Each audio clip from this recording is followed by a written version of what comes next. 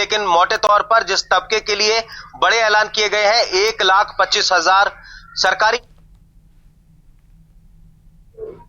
युवाओं के लिए इससे बड़ी खबर नहीं हो सकती। और फिलहाल सीधा यूथ के साथ में कनेक्ट करते हैं, किस तरह से देखते हैं इस बड़े ऐलान को 1,25,000 सरकारी नौकरियां। जी, ये बहुत इंपॉर्टेंट था हमारे लिए क्योंकि एम्प्लॉयमेंट आजकल बहुत ज्यादा जरूरी है। और ये जैसा कि गवर्नमेंट ने बोला है कि अब की बार नई रोजगार नीति भी ये लोग लेके आ रहे हैं। 1.25 लाख गवर्नमेंट जॉब्स का वादा किया और 1.5 लाख प्राइवेट सेक्टर्स में जॉब के लिए बोला है। तो ओवरऑल यूथ के लिए तो काफी अच्छा बजट बोल सकते हैं।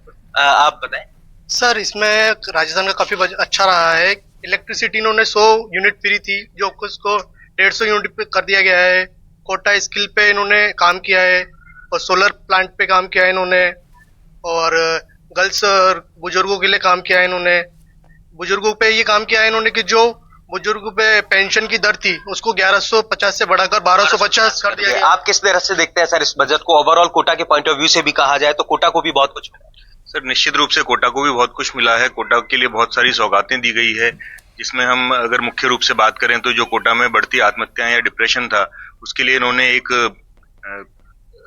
आत्महत्या केंद्र खोलने की बात करी है। अगर हम इसको यूथ के पॉइंट ऑफ व्यू से देखें तो जो हमारी जो नई जनरेशन है जिनको हम जेनजी बोलते हैं, इसी से संबोधित किया था हमारे वित्त मंत्री जी ने। उन्होंने कहा कि जेनजी के लिए हम जो ये आपके स्टार्टअप्स हैं उसके माध्यम से 36,000 लोग यूथ को हम जोड़ेंगे, उसमें 1,500 नए स्टार्टअप्स हम जोड़ेंगे। उसमें भी उन्होंने कहा कि 750 नए जो स्टार्टअप हैं उनको हम आई नेस्ट से फंडिंग दिलाएंगे। और इसी में उन्होंने एक और चीज एड ऑन करी थी कि नेटवर्किंग में भी वो इसको आगे बढ़ाएंगे, जिसमें हम दूसरी स्टेट्स के साथ इसको नेटवर्क करेंगे। जिसमें स्पेसिफिकली उन्होंने कहा था कि हैदराबाद है, मुंबई है, वहां के जो आई नेस्ट हैं उनसे हम हमारे राजस्थान के आई नेस्ट वालों को कनेक्ट करेंगे। मैम किस तरह से देखते हैं बतौर महिला, बतौर एक्सपर्ट, बतौर जो वर्किंग वुमेन है, ओवरऑल पॉइंट ऑफ व्यू से? ओवरऑल बड़ा ही बैलेंस का बजट है, सभी सेक्टर्स को ध्यान रखा है। जो कुछ महिलाओं से केंद्रित बातें हैं उसमें बोल सकते हैं कि उन्होंने 10 लाख महिलाओं को लखपति दीदी में शामिल किया है, वो बहुत अच्छा स्टेप है। दूसरा इसमें भी 3 लाख लखपति दीदियों को और सब्सिडाइज, पहले ही लखपति दीदी सब्सिडाइज्ड है, 2.25% ब्याज दर है, उसे और कम करके 1.25% कर दिया। तो 3 लाख लखपति दीदी को 1.25% पे ब्याज मिलेगा, प्लस प्रति लखपति दीदी 1 लाख रुपए का लोन दिया जाएगा, जो ही वेलकम स्टेप है हमारी माननीय वित्त मंत्री राजस्थान की दिया कुमारी जी का। दूसरा जो उन्होंने पिंक टॉयलेट्स बनाने के लिए 175 करोड़ सैंक्शन किया है, 500 पिंक टॉयलेट बनाए जाएंगे। ये भी महिलाओं के लिए एक सराहनीय कदम है, क्योंकि महिलाएं टॉयलेट्स के लिए कितना परेशान होती है इससे हम सब वाकिफ। बिल्कुल, हमारे जयपुर से हितेंद्र भी सहयोगी जुड़ चुके हैं। आज का जो बजट आया है उसमें हितेंद्र, मुझे लगता है आप इस वक्त चैंबर ऑफ कॉमर्स के प्रतिनिधियों के बीच में हैं, उनसे रिएक्शन लीजिएगा। जी, मैं यहाँ जो है 40 के पदाधिकारी हैं जो federation of Rajasthan trade and industry के लोग हैं, तो उनके पदाधिकारियों से जानते हैं कि इस बजट में उनको कैसा लग रहा है, उनको कैसा बजट आया है। आज का बजट, नाम बताया। Girdhari Lal Khandelwal, chief secretary 40। आज का बजट एक अच्छा बजट है। लगता है कि राजस्थान के कुछ अच्छे दिन आएंगे और राजस्थान निश्चित एक विकास की तरफ जा रहा है। इसमें आज के बजट में प्रत्येक सेक्टर का ध्यान रखा गया है।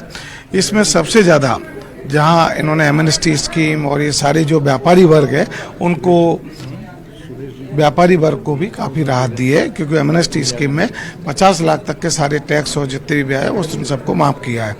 दूसरा ये है कि प्रत्येक सेक्टर में जहाँ जहाँ इन्होंने इसको ट्रैफिक को करने के लिए जयपुर में एक बजट दिया है।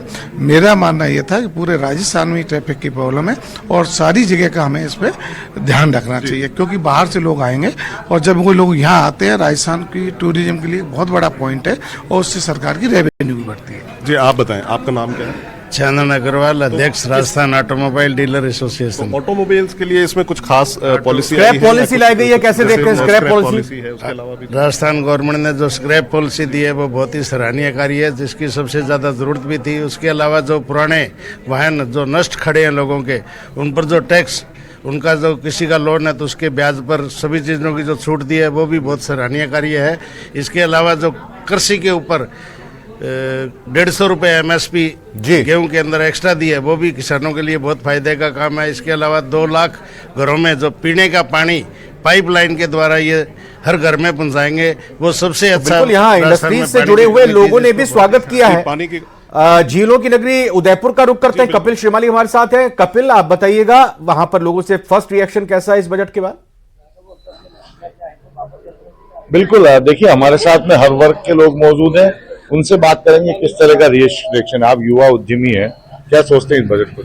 बजट वैसे संतुलित बजट है। इसमें सब लोगों का ध्यान रखा है, बुजुर्ग लोग, किसान लोग, महिला वर्ग और युवा वर्ग, सबके लिए ध्यान रखा है। इसमें ट्राइबल टूरिज्म के लिए अच्छा 1000 करोड़ निवेश किया गया है और किसान लोगों के लिए 6000 से 9000 रुपए उनकी सहायता राशि कर दी है। MSP के रेट बढ़ा दी गई है और किसान को मुफ्त ब्याज में लोन मिल रहा है। और मतलब बुजुर्ग, सबसे बड़ी बात है कि 70 साल से अधिक लोगों के लिए घर पे मेडिसिन डिलीवर हो रही है। ये सबसे बड़ी बात है कि इतनी ज्यादा एज में उनको घर पे सुविधा मिल रही है। एक और लोगों को डायबिटीज आजकल बहुत बढ़ रहा है, तो उसको सरकार ने ध्यान रखते हुए हर एक हॉस्पिटल में एक क्लिनिक चालू किया है, पर्टिकुलर डायबिटीज के लिए डॉक्टर बिठाएंगे। और साथ ही साथ मोबाइल यूज करते हैं और आजकल डिजिटाइजेशन के चक्कर में जो बहुत लोग कुछ आई से रिलेटेड प्रॉब्लम होने लगे, तो उसके रिलेटेड वहाँ नेत्र कुछ योजना लागू की है, वो भी बहुत अच्छी चीज है। क्या किसानों के लिए काफी कुछ घोषणाएं नजर आई है? देखिए, किसानों के लिए तो काफी कुछ घोषणाएं की, लेकिन जो बजट होता है वो मेन किचन को देख के बजट बनाना चाहिए। महिलाएं सबसे ज्यादा परेशान है क्योंकि महंगाई आसमान पे। एक महिला जो पूरा घर चलाती है, पूरा बैलेंस बिगड़ रहता महीने का। सरकार ने महंगाई के लिए कुछ भी काम नहीं किया। बड़ी बड़ी घोषणाएं और छोटी छोटी घोषणाएं और छोटे से रिएक्शन एक दो लीजिएगा जल्दी से। करेंगे, कुछ भी नहीं होना है। बजट अगर किसी को भी बनाना है तो गरीबी को देख के, महिलाओं के किचन को देख के बनाना चाहिए।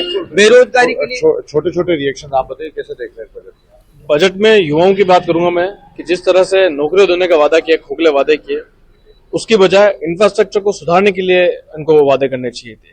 जिस तरह से सोलर के लिए इन्होंने वो किया कि 150 यूनिट फ्री है, मैं देखता हूँ कि जो सोलर लगाएगा उसी को 150 यूनिट मिलेगी। मतलब हमारे अशोक गहलोत सरकार ने, पहले जो सरकार थी उसने 100 यूनिट सीधा मुफ्त किया था। तो अगर आप मुफ्त देना चाहते हो तो आप खोखले वादे करके मत दो। तो दो चीजें यहाँ पर उठी हैं कि भाई एक तो अगर 150 यूनिट फ्री की बात आप कर रहे हैं तो सोलर जो पैनल लगाएगा उसी को मिलेगी। दूसरी बात जो 1.25 लाख नौकरियों की बात है उसको भी खोखला मान रहे हैं। हिमांशु